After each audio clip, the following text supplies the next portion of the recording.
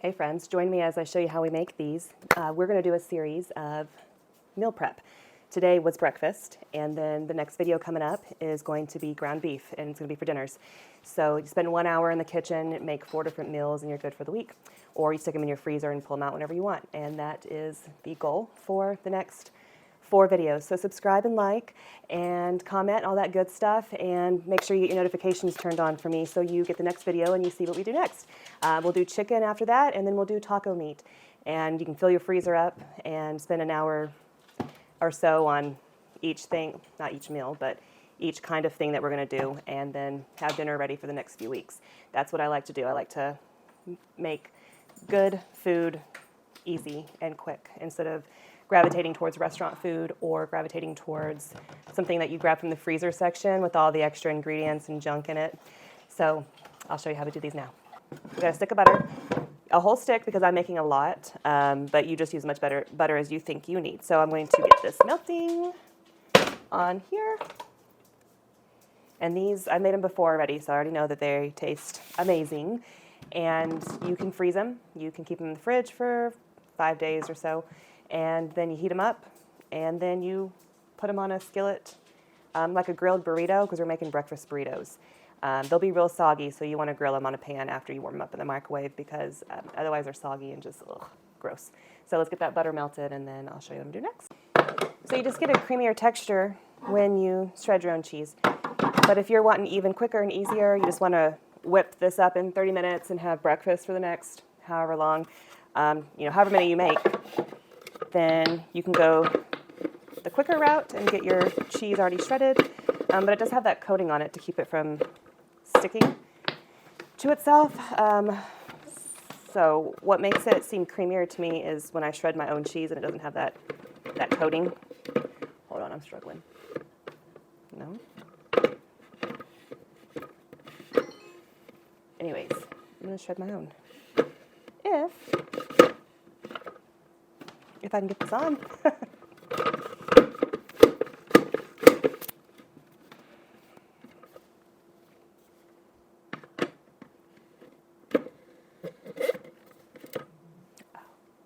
Got the eggs out.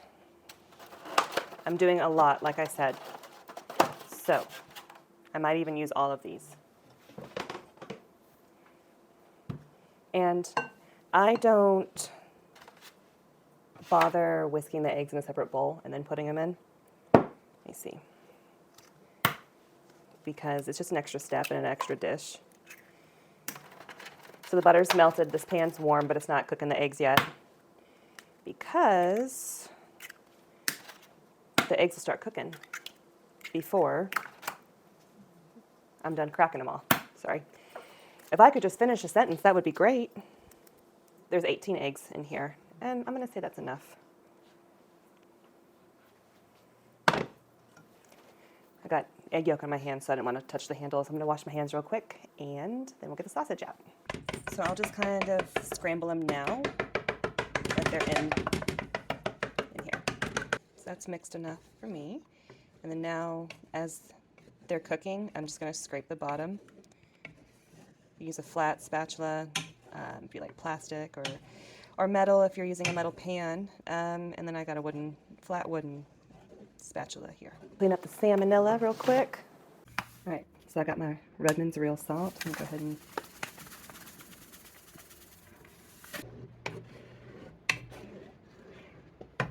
we gotta get the cheese shredded. So my food processor here has a attachment blade thingy to shred the cheese, which I love. I can do this whole thing at once, dump it out, put it back on, and do some more. If you have a stand mixer, you can buy an attachment that does that, or you can do it by hand with a block shredder. You can buy like the Olive Garden kind, the hand crank one. You can do that as well. However, whatever you got to get your cheese shredded, unless you buy it already shredded, then disregard.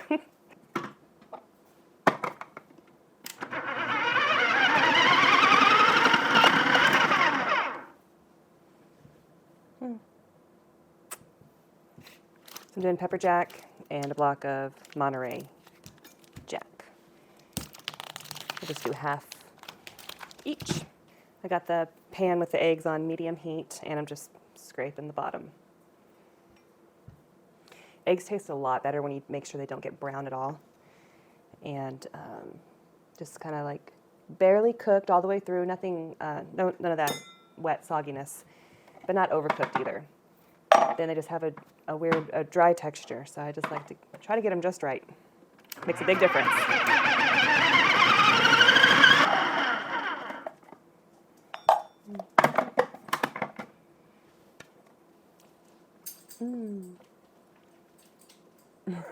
I love cheese. Okay, the eggs are almost done. They're a little soggy, but I turned the heat off, as you can see back there. I got egg in random spots. Yeah, I'm just gonna stir this a little bit more. It'll finish cooking just from the residual heat. I don't want any of the eggs to turn brown. There's a little brown piece right there that's stuck, because it sticks to the bottom of this pan. But that's all right. I'm gonna let these finish cooking.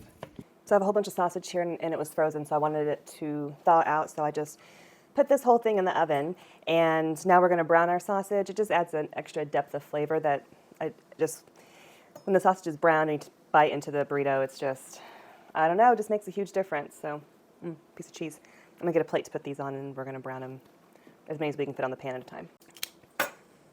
This is maple sausage, and it is so good. I like the maple flavor inside the sausage. These brown better with oil in the pan. And, oh, yep, that is hot. I was checking to see if it was hot, and I didn't think it was, but it sure was. Okay. We'll just put these on the pan.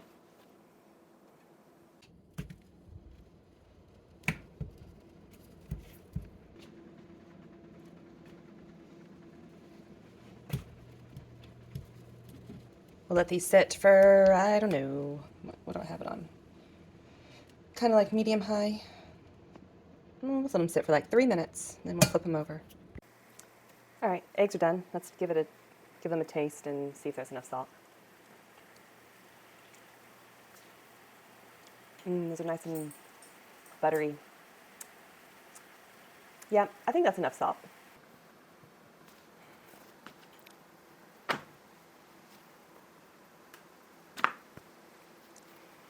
Do they make tortilla glue?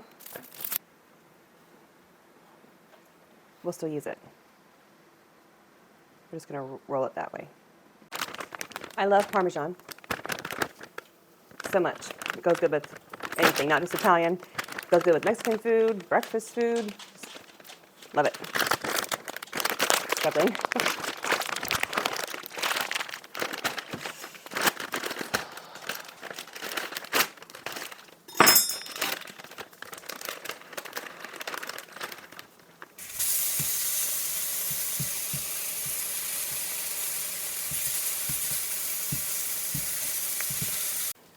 Okay, Monterey Jack, Parmesan, and pepper jack?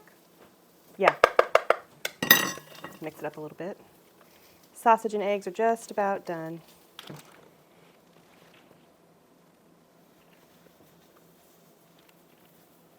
This one's the broken one, so we'll just make sure everything's on this side. Got quite a bit of cheese left over. Don't worry, I got plans for it. Oh no, I dropped it on the floor. All right, I picked it up before the dogs would burn themselves. Okay, so we're gonna cut this up into smaller pieces. Oh, or maybe we'll let them cool first. Yeah, we'll do that. Eggs are perfect, love it. Let me show you. I'm sure you've cooked eggs yourself before, but nice and fluffy and not overdone at all. Yummy, yummy. I didn't use pepper because Evan complains about pepper.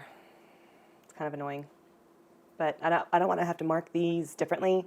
Like Evan's burritos, my burritos, and mine has the pepper. It's just a pain in the butt, so I'll just do without pepper. All right, these are cooled down.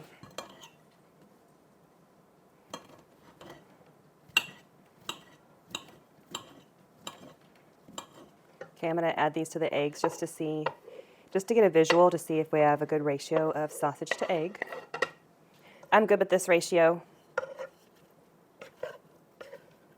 It's a fine ratio. It's not worth cooking more eggs or cooking more sausage up.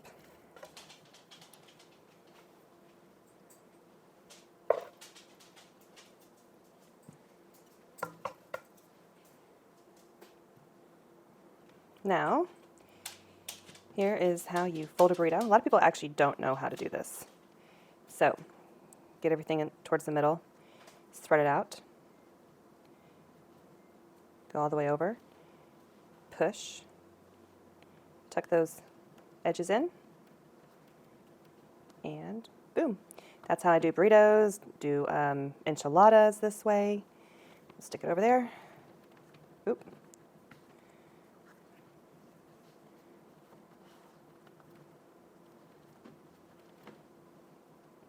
And that one busted because these tortillas are not warm. If we warmed up the tortillas, they don't bust as easily. If your tortillas come out of the fridge, warm them first in the microwave. It will be so much better. Let me warm some of these up real quick.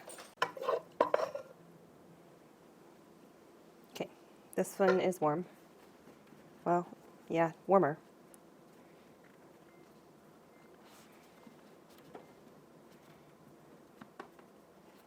We probably have it even warmer, but the sides tuck in a lot easier.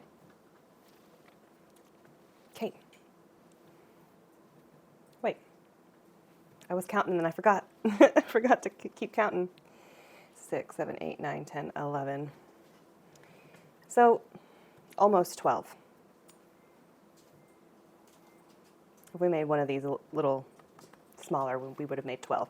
So, 9 sausage patties, 18 eggs, makes 12 burritos, in case you want to make that many. Okay, so I'm going to use this. Okay, so at this point, you would put them in a gallon-sized bag. You'd put however many you want for the next 5 days or so in one, and then you'd put the rest in the freezer for later. And then whenever you want to eat them, even if they're in the fridge or the freezer, it don't matter. When you take them out the next day, they're going to be soggy. You stick them in the microwave for... okay. Like let's say you put them in the microwave for 1:20, just one of them. And you take it out, it's hot, but it's soggy, and ugh. So this is what I'm gonna do. What I actually do is I'll put one in the microwave for about 45 seconds, and take it out, and I'll have my pan heating up, and just stick it in the pan, like that, and then wait for the one side to get browned. You flip it, wait for the other side to get brown, and then it'll form 2 flat sides, and then you just tilt it and hold it, and you brown the skinny side, and then you brown the other skinny side. And so it's browned all the way around. It's kind of like a rectangular prism kind of thing, and you don't need to brown the ends. They don't really get soggy. And then you eat it like a grilled burrito from Taco Bell, and it's not soggy, it's crispy and soft, and the inside is just warm and gooey, and with all the butter and the eggs being cooked to just barely done, and they're just fluffy, and the maple flavor of the sausage, it's just these are so good. My favorite go-to breakfast, so I'm happy to have more of these to use. So I'll show you what this looks like when I'm done browning all the sides. The reason why you want to warm them in the microwave first is because when you put them on the pan to brown all the sides of it, it actually doesn't get it warm enough in the middle. So you do want to warm it up a little bit first, but you don't have to get it like hot. So 45 seconds for one has been working out well for me. My microwave is 1,000 watt, I was trying to tell you, 1,000 watt microwave at full power, just regular, 45 seconds. And that'll do it. Hey, here's a tip. Pay attention so you don't burn one side.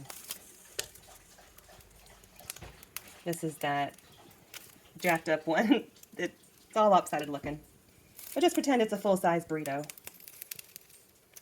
Let me get a spatula.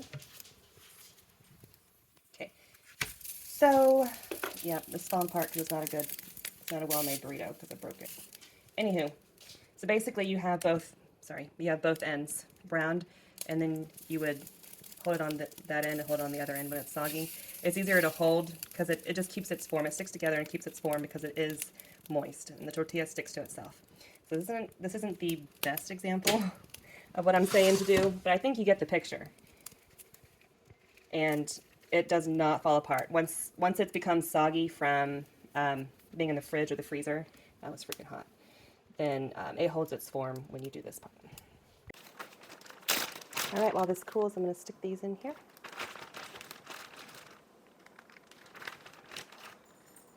If you're making them for now, then you can microwave them to get them soft, and the tortilla will stick to itself whenever it's microwaved. Microwave it with the flap down, and the pressure and the weight of the burrito will make it stick to itself.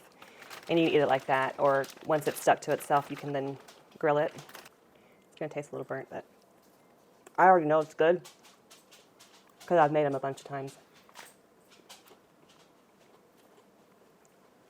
Even though it's burnt, it's still good. You can open it up too and put some salsa in there. Picante sauce or hot sauce or whatever you want. All right, I'm gonna put these away. One in the fridge, one in the freezer. And good on breakfast foods for a while. Because I don't know, like Evan eats them sometimes. So I don't know, it might be good on breakfast for at least 2 weeks. 2 weeks has 14 days, so I'll be good on breakfast for a week and a half. Math. All right, thanks for watching. Next video is going to be in a few days. I post every Sunday, Tuesday, Friday. So, let me chew and swallow. Anywho, next time I post will be a dinner with ground beef. I'll see you then. Bye.